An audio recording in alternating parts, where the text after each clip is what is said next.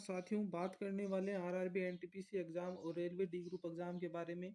आज ही के दिन एक रेलवे का नया नोटिस आया जिसकी हम पूरी चर्चा करने वाले हैं कि इसमें क्या क्या दिया गया है, क्या 20 गुना पास होंगे।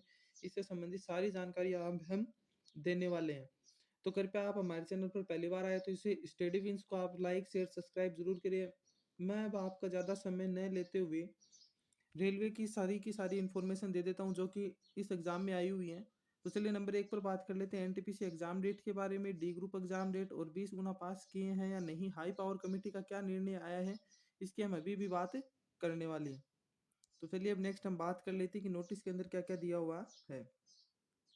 ये नोटिस अभी शाम को 3 बजे ही आया है, आज ही के दिन आया है। तो चलिए नेक्स्ट बात कर लेते हैं हम नोटिस के बारे में। Government of India railway ministry of railways railway recruitment board notice. चलिए अब नेक्स्ट बात कर लेते हैं ministry of railway in terms of order number ERP first 2022-23-06 date 26/1/2022 यानी कि जो कमेटी बनाई गई थी यानी कि 26 जनवरी को उसका फैसला ये आज आया है। अब इसकी हम बात कर लेते हैं, सीधे पॉइंटों के ऊपर आते हैं और बात करते हैं किस किस के बारे में दिया हुआ है। तो ये दिया हुआ है नॉन पॉपुलर कैटेगरी एनटीपीसी के बारे में। दूसरी बात ये दिया हुआ है आरआरसी ग्रुप डी के बारे में कि लेवल 1 के बारे में। अब जो क्या क्या डिसीजन हुए हैं उनके बारे में ये दिया हुआ है। अब नेक्स्ट हम बात कर लेते हैं फर्स्ट नंबर पॉइंट के ऊपर। 20 times unique candidate will be shortlisted with पे लेवल वाइज। ठीक है, यानी कि पे लेवल वाइज ही और 20 टाइम स्टूडेंट्स को शॉर्ट लिस्टेड किया जाएगा। Second stage computer based test यानी CBT 2 होगा इसके अंदर, जो कि 20 गुना के आधार पर लेकर ये करेंगे। नंबर 2 बात करें, अभी देख ली इसके अंदर लिखा हुआ है कि शॉर्ट लिस्टेड विद पे लेवल की पे लेवल वाइज सेकंड स्टेज के अंदर ये 20 टाइम्स बुलाए जाएंगे। नेक्स्ट हम बात कर लेते थे candidate already announce qualified will continue to remain qualified, यानी कि जो पहले से जिनको क्वालिफाई किया गया था एनटीपीसी में वो अभी भी क्वालिफाई ही रहेंगे, उनको कोई भी समस्या नहीं होने वाली है।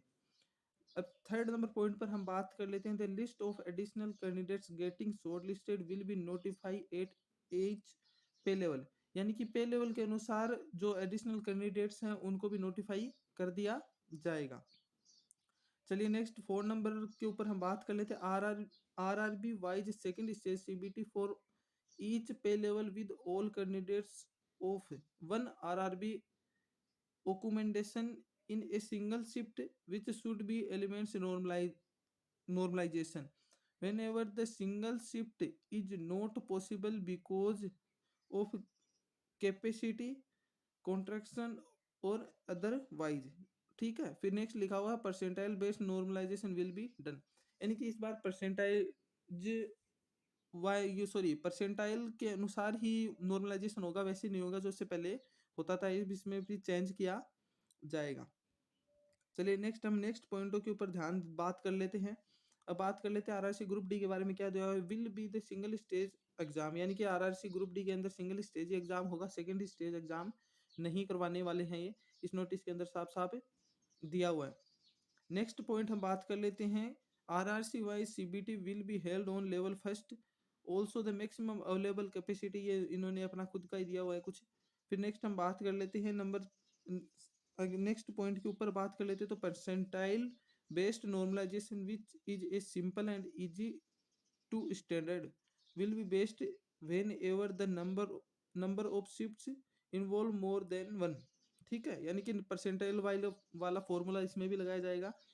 अब नेक्स्ट हम बात कर लेते हैं medical standards as prescribed in Indian railways manual will be use for different post, यानी कि डिफरेंट पोस्ट के अंदर जो कि रेलवे का जो मेडिकल स्टैंडर्ड है उसका यूज किया जाएगा, जो कि मतलब पहले था वही रहेगा।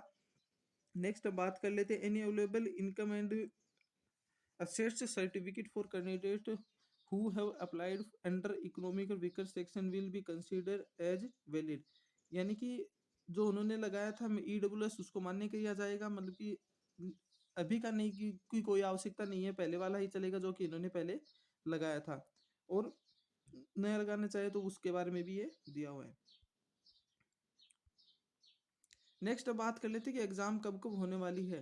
शेड्यूल द टेंटेटिव, यानी कि CN एनटीपीसी और डी ग्रुप यानी लेवल फर्स्ट के बारे में कि एग्जाम कब कब होने वाली है।